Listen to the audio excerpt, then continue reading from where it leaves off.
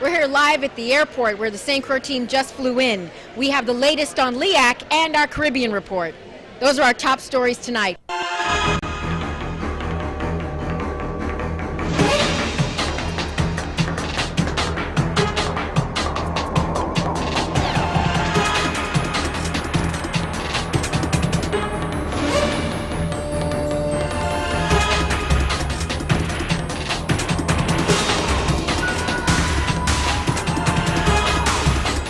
Here at the St. Croix Airport with Senator Chucky Hansen, who's going to give us the latest in the developments on LEAC. Senator? Well, certainly I am very, very happy, very excited. The people of the Virgin Islands has received at least a preliminary legal victory on this LEAC issue where I took to court on their behalf. The judge submitted his opinion and basically submitted and directed the Public Service Commission to submit the findings to the court on how they arrived to this LEAC increase, because he has to determine if it was done by arbitrary and capricious or even in a fraudulent way in how they have submitted and increased the LEAC on the people of the Virgin Islands. So I'm extremely happy that the judge has saw fit and has realized and recognized those facts, an issue that I have been asking the Public Service Commission since June of last year, insisting upon them that the people of the Virgin Islands must see, must recognize in which way they increase this LEAC that today is 4 or 5 times more than the consumption of our people. Okay?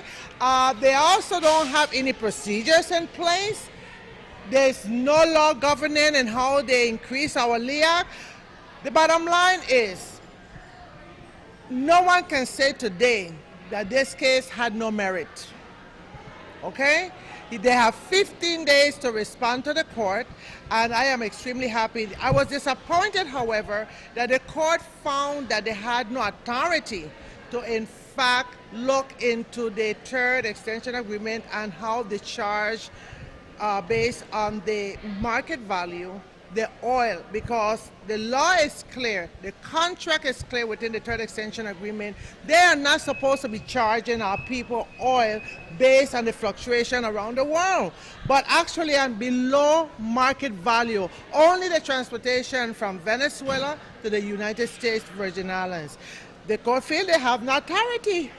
They have no authority. So where does the people turn when the Public Service Commission fails to address those issues? So I will keep investigating that. We have the attorneys looking at all avenues and ways to continue to address, in addition to the alternative solution that I bring to the table on behalf of the people to reduce their LEAC, in fact, eliminate it altogether. Wonderful. Thank you so much, Senator Hansen, for your recap. We appreciate it. We're here at the St. Croix Airport.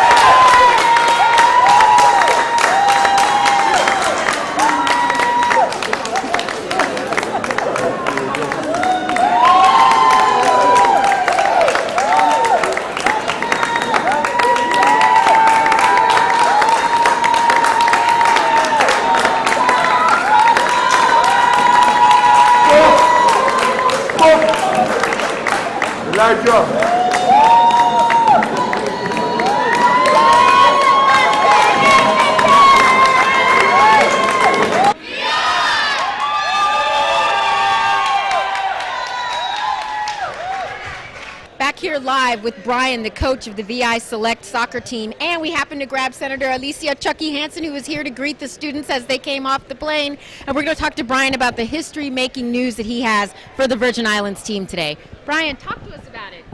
Well, our U12 team won the Florida State AYSO games for the second year in a row, which is the first team in the history of the tournament at any age group to do that, which is pretty amazing. We took 5 teams, U10s, U12s, U14s, U16s, and U19s, and 3 second place trophies and 1 championship trophy, which is amazing. Considering Florida has a couple thousand teams, we have 1 at each age group. And you were saying, talk to me about how the teams play together too. You were saying that they don't always, our teams play together, but the Florida State teams don't always play in the same team, or? Well, theirs are more, they have their sections may have 40 teams in it, and they'll combine the best players to play in this tournament. Some do, some don't, but most of the teams that we played since our last games together, which was early last summer, they've played 60 games since then as a team. We played none. So it's very, very amazing what we've accomplished. The talent that we have on the island. Fantastic talent. And nobody knows that better than Senator Alicia Chucky Hansen and the youth. So do you want to talk to us about the way you came here to make sure you greeted the team and congratulated them for their efforts? Absolutely. I am so proud. You know, as far as I'm concerned, the young people are winners anyway.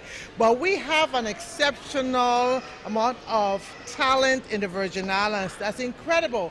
Given the opportunity for these young people to go out and compete. That's why I believe very strongly in inter-island competition, let alone you have bypassed the inter-island and you went all the way to Florida and build them, as you said, kill them. And I'm very happy, and I wanted to give some encouragement. I'm happy to have been a part of the 29 legislature, which supported the funding and the Black Grant to carry that specific program forward.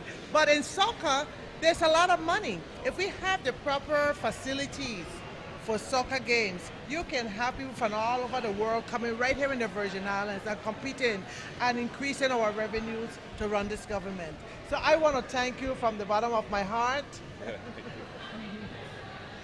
Thank you very much for supporting our young people and working with them. Absolutely. That's a positive thing to do. Juvenile Bureau detectives on St. Thomas are assisting the Department of Human Services to locate Tarakia Alexander, a 14-year-old female minor who is suspected to be on St. Thomas. The minor was scheduled to return to the Virgin Islands Behavioral Services Girls Cottage on St. Croix after a Christmas break.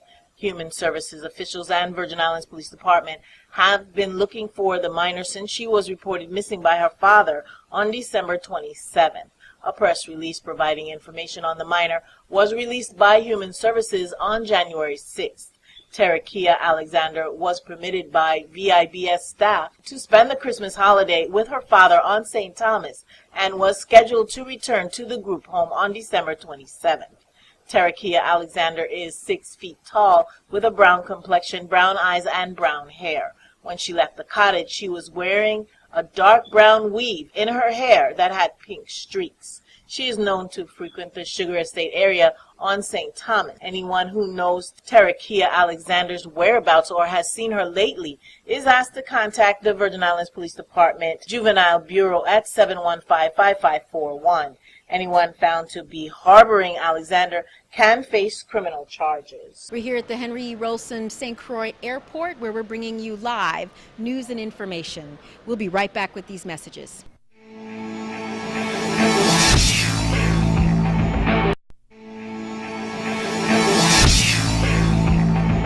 Here's the latest and greatest news and information in our Caribbean Report.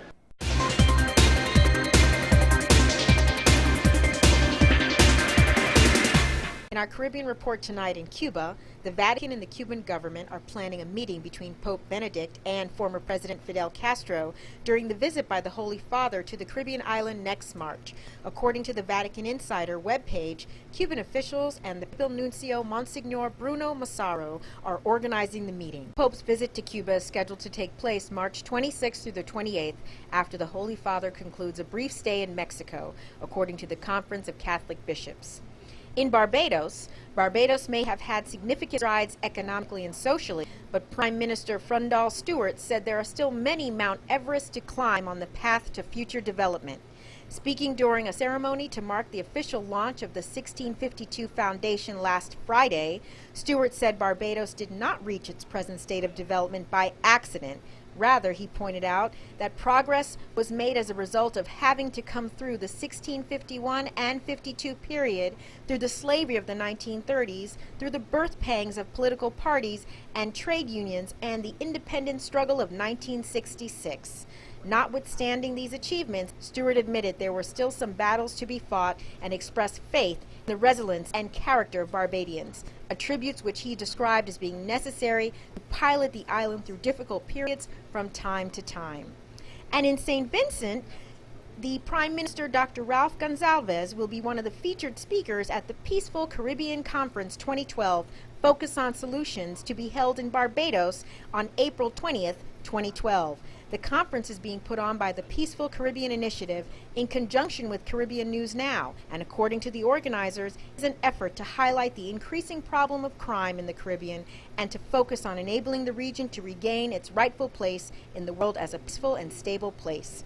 And last but not least, Inter-American Development Bank IDB President Luis Alberto Moreno recently shared the stage with Jennifer Lopez, Mark Anthony, and Jamie King to launch Que Vive the Chosen, a groundbreaking documentary that will highlight Latin American and Caribbean performers and showcase the cultural diversity of the region. At a Television Critics Association breakfast hosted by Univision in Pasadena, California, journalists got a sneak preview of the program, which will debut in the U.S. on January 28th on the leading Spanish language network, Univision. The program will be produced in both English, Spanish, and Portuguese as well, and will be broadcast in 21 countries through leading network IDB, including Televisión in Mexico and Caracol TV in Colombia, among others.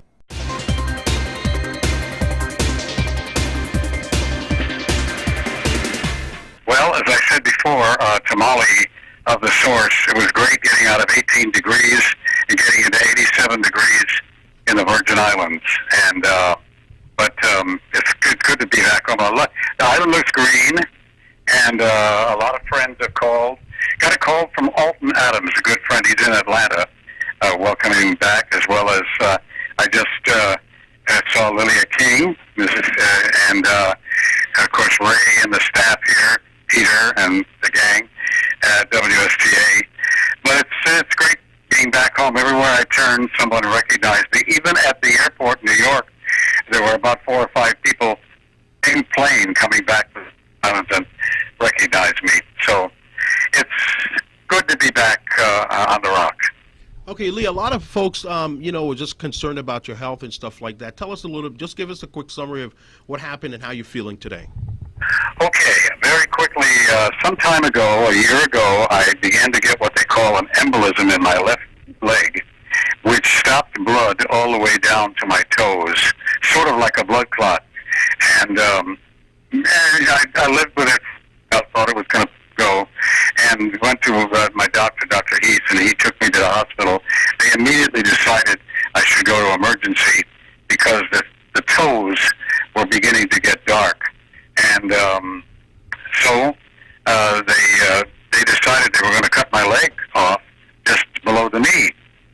But my daughter said second opinion. She got a second opinion at the New York Presbyterian in New York, and a vascular surgeon, and he said, put your father on a plane and get him up here right away, because we have brand new state-of-the-art laser beams and things like that. So that's what happened. In the middle of a snowstorm, I wound up coming into New York City about a year ago. I went into surgery. They removed 5 toes on the bottom of my foot. I kept the leg. The operator there was like Star Trek. And I wound up in a place called Grandel for rehab, where they exercised me, and then finally moved to my daughter's place, which is also in Long Beach, New York. And so that's then I've been taking rehab in the Long Beach Hospital, and so I can now walk with a quad cane and a walker, and I feel great. My blood pressure is good. Got to take my medication, of course. So that's where we are at this point. Lee, what's next for you? What's next? Are you starting to work back at SDA? Well, I'm going to go back to work at WSTA. We're going to take it one day at a time. I may do some of the news from my house on email, on MP3 or Skype, and I'll cover whatever I can. I'm going to take it one day at a time. We'll be right back with these messages.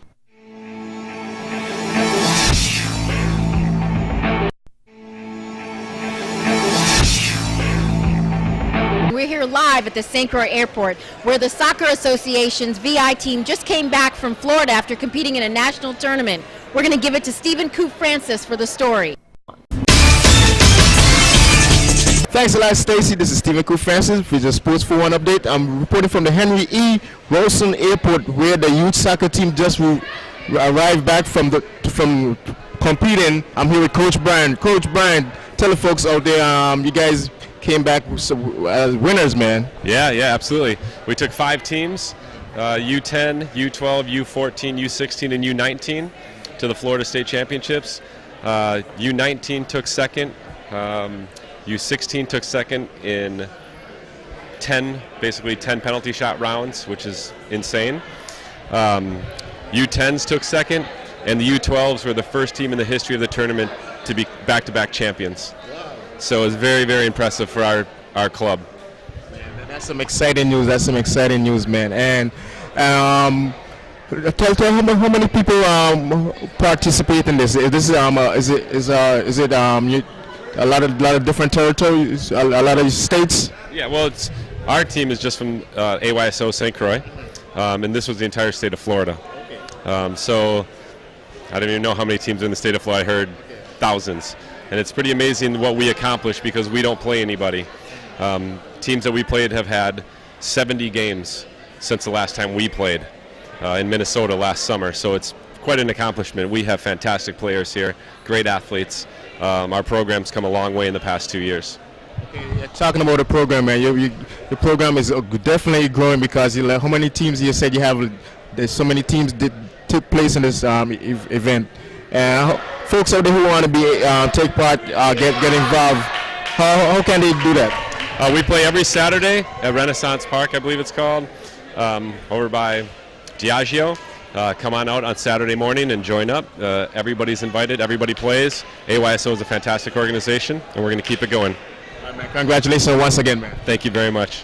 Now I'm here with the U10 group, man. These guys definitely did great, man. Coach, tell the folks how good these kids did. These kids I couldn't be more proud of. We trained for 18 weeks, and we took the best of what the VI has to offer, and we went up and competed against 50-plus teams in that division of places that have 500,000, 1 million-plus people, and we came and took it all the way to the finals. So I couldn't be more proud of these kids. We came in second place out of 50-plus other teams. That's good, great accomplishment. I'm here with Roman. I heard you was the hot man, man. You scored 20 goals, man. How did it feel putting the ball in the net, man? Huh? How did it feel scoring all those goals? Good. You felt good? Yes. So you've been training and practicing? 18 weeks. For 2 weeks. 18 weeks. 18 weeks. And you definitely did good, man. Congratulations. Thank you.